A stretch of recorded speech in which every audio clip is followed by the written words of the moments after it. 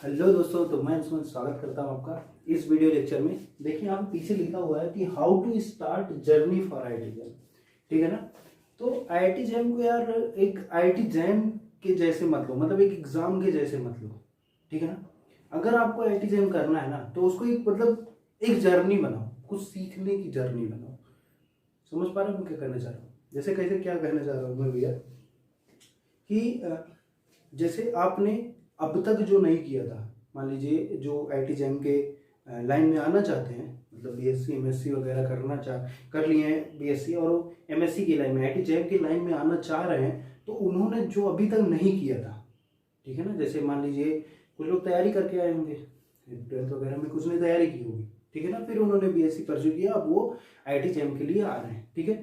तो वहां पे जैसा पढ़ रहे थे ना 12th में, जैसे पागलों की तरह पढ़ रहे थे कि नहीं यार मुझे जेईएमएस निकाल ही लेना है चाहे जो कीमत पे, ठीक, तो वैसा ही ना पागलपन यहाँ भी चाहिए।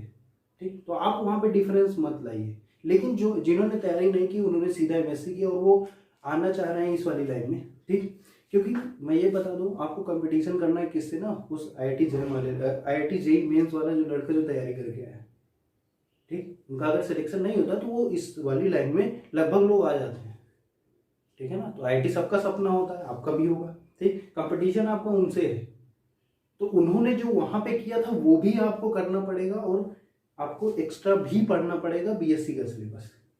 समझ पा रहे हो ना। तो इसलिए ना इसको एक जर्नी बनाओ। ऐसा मत करो कि यार ये एग्जाम है और मैं फार्मूले रट के जाके पेपर दूंगा, नहीं, कुछ सीखो ना। मैं ये कह रहा हूँ जैसे मुझे मैंने जब तैयारी शुरू की थी तो मुझे न्यूटन लॉ ऑफ मोशन पे अगर कोई क्वेश्चन दे दे तो मुझे नहीं लगा सकता था। आप ये समझ पा रहे हो?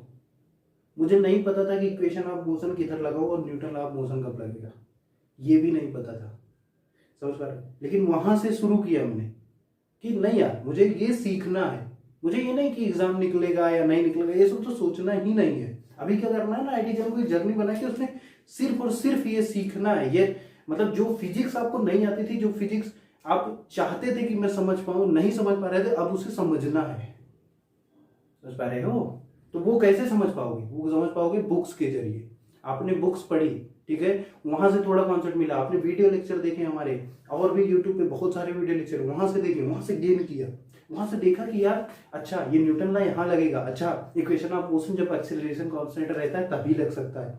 तो ये सब चीजें आपको पता होनी चाहिए। समझ पा रहे हो ना। तो आपको फिजिक्स ना फील करनी है। अब ये नहीं है कि यार चलो जैसा चल रहा है वैसे चलने देते हैं, जैसे जैसे तैयारी होती जाएगी थोड़े बहुत कॉन्सेप्ट आते जाएंगे, थोड़े बहुत नहीं आएंगे, चलेगा नहीं। अगर आप मैकेनिक्स उठा रहे हो तो मैकेनिक्स का कॉन्सेप्ट आपको फील होना चाहिए। ठीक है ना। आपको इमेजिनेशन आपकी बढ़नी चाहिए कि हाँ यार अगर कोई मास एक्सिलरेट हो रहा है तो उस पर कोई ना कोई फोर्स लग ही रहा है।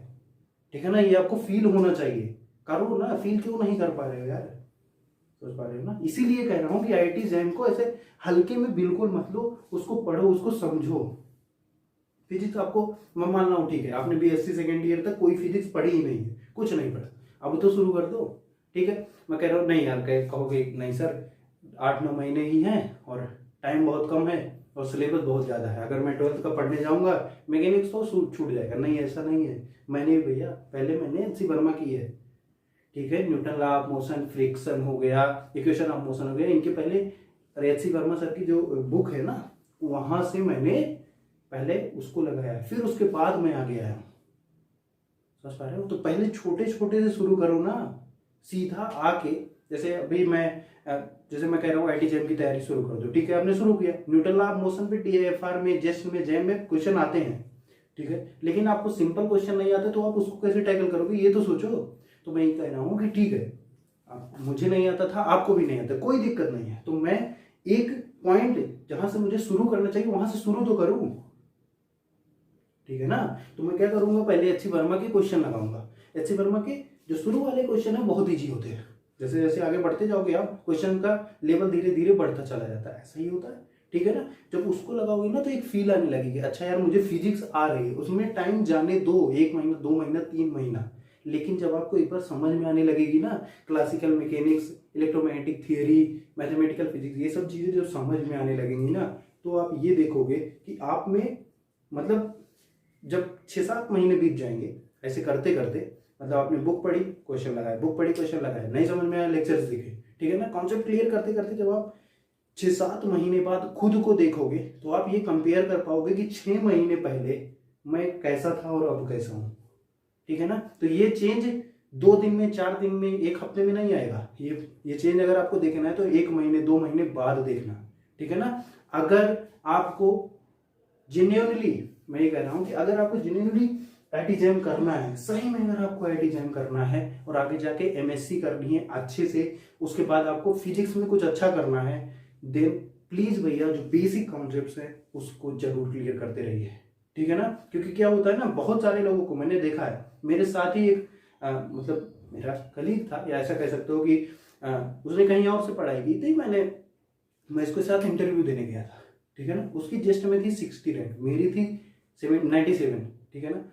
उसकी जस्ट में 69 आने के बाद भी उसका किसी भी इंटरव्यू में मतलब सिलेक्शन नहीं हुआ, समझ पा रहे हो, ठीक है ना। तो भैया अगर आपको इंटरव्यू में भी सिलेक्शन चाहिए तो वो लोग सिर्फ बेसिक पूछते हैं, ये नहीं देंगे ना कि डिफरेंशियल इक्वेशन दे दिया या बेसल इक्वेशन दे दिया या कुछ भी ऐसे इक्वेशन दे दिया और कहा उसको डेराइव करो, नहीं ऐसे नहीं, सिर्फ बेसिक क्वेश्चन देंगे वो। और बेसिक कहाँ से आएगा ना, इन्हीं से, जब शुरू करोगे, ठीक है ना। तो सीधा जाके बड़ी चीजों के लिए मत कूदो, पहले छोटी छोटी चीजों से शुरू करो ना, ठीक है। जो कहते हैं ना बूंद बूंद से सागर भरता है, तो पहले यार वो बूंद बूंद वाला सागर पहले एक गगरी तो भर लो, ठीक है ना। तो इसलिए आईटी जैम को सिर्फ आईटी जैम एक एग्जाम की तरह मत लो, उसको एक जर्नी बनाओ, ठीक है ना। मतलब किसी को अगर एक्सप्लेन करो ना कि यार मैंने यहाँ से शुरू किया था, ऐसे ऐसे किया, तो उसको मतलब सुनने में अच्छा लगे। ये मत कहो कि यार मैंने 2 महीने पढ़े और मैंने निकाल लिया, नहीं, तब तो यार मतलब ये हो जाएगा ना कि पहली चीज तो उसके पास कुछ जाएगा नहीं, ठीक है। दूसरी चीज वो समझेगा कि इसमें लक फैक्टर भी आपका काम कर रहा है, ठीक है। जब ये जर्नी रहेगी ना तो इसमें लक वक नहीं काम करता, आपके पास कॉन्सेप्ट था तभी आपका सिलेक्शन हुआ, नहीं तो नहीं होता, ठीक है। तो इसलिए मेरे हिसाब से अगर आपको आईटी जैम करना है तो प्लीज उसको सीरियसली से लें, ठीक है। सीरियसली एकदम मतलब डेडिकेटेड होके पूरा टाइम दें, ठीक है ना। मैं अंशुमन यही बताने आया था, आप चलता हूँ।